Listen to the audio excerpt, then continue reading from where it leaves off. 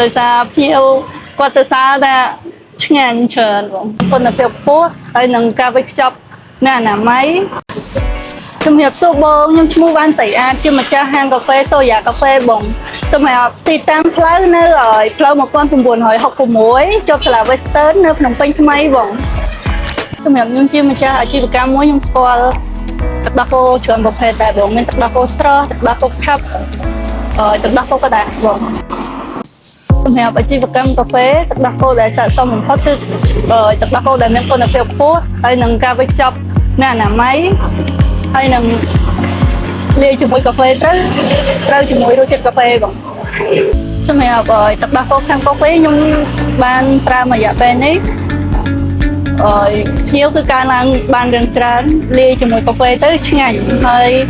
គឺថាភ្ញៀវទៅសារគាត់មកទិញហើយមកទិញរហូតបងធ្វើបានជាមួយភេសជ្ជៈច្រើនប្រភេទបងដូចជាអាយឡាតេ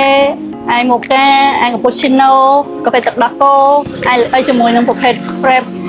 ខ្ញុំជាម្ចាស់អាជីវកម្មបើកហាងកាហ្វេសូយ៉ាកាហ្វេខ្ញុំក៏មានសារផ្ដាំទៅបងដែលបើកអាជីវកម្មកាហ្វេដូចខ្ញុំដែរថាគួរតែសារប្រើទឹកដោះគោខាងកាហ្វេដោយសារគាត់វេចខ្ចប់បានល្អមានគុណភាពខ្ពស់ហើយនឹងតម្លៃសមរម្យហើយបានជាមួយភេសជ្ជៈច្រើនប្រភេទហើយនឹងឆ្ងាញ់ទៀតដោយសារភ្ញៀវគាត់ទៅសារថាឆ្ងាញ់ច្រើនបងអរគុណបងខ្ញុំរៀបលាបាយ